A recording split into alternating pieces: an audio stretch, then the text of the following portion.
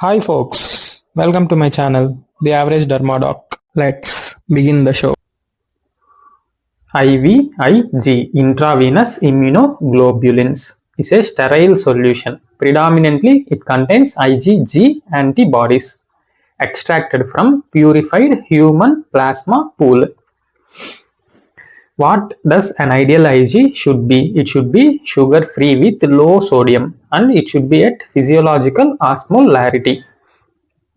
Coming to mechanism of action, it inhibits the production as well as it neutralizes the pathogenic antibodies. It also reduces the half-life of already circulating antibodies. It inhibits autoreactive T lymphocytes. If we combine IVIG and steroids, they both will act synergistically and suppresses the lymphocyte activation. When IVIG should be used? When conventional therapy failed and use of high dose long-term steroids or other immunosuppressive agents are contraindicated. Then we will go for IVIG as a last resort. We won't immediately jump to IVIG as a first choice because IVIG is very costly. FDA approved use is Kawasaki disease. Off-label uses are autoimmune bullous diseases. Pemphigus vulgaris, foliaceous, bullous pemphigoid, cicatricial pemphigoid, SJS 10. Autoimmune connective tissue diseases like scleroderma, dermatomyositis, SLE. Chronic autoimmune urticaria, atopic dermatitis, graft versus host disease. Infections like staphylococcal toxic shock syndrome. Pre-treatment evaluation. What we have to check before starting IVIG? Serum levels of immunoglobulins IgA. Recipient should be having good amount of IgA. If he is having a deficient IgA, it may lead to increased risk of anaphylaxis. Weight of the patient. CBC, LFT, RFT, for everything we will check. Why weight of the patient? To monitor fluid overload. Screening for viral markers, hepatitis B, C, HIV. Screening for rheumatoid factor and cryoglobulins.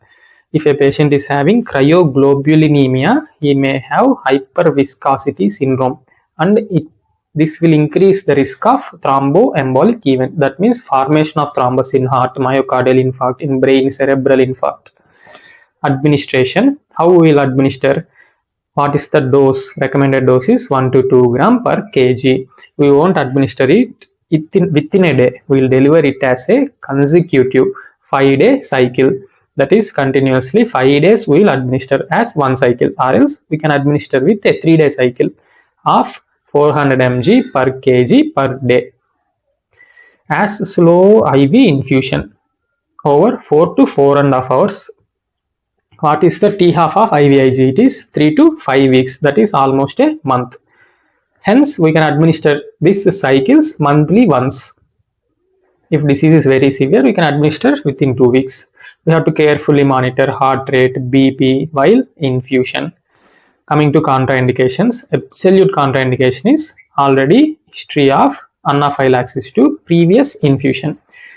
If anaphylaxis comes, we should never infuse again. Relative contraindications are congestive heart failure, renal failure, as there will be more increased risk of fluid overload.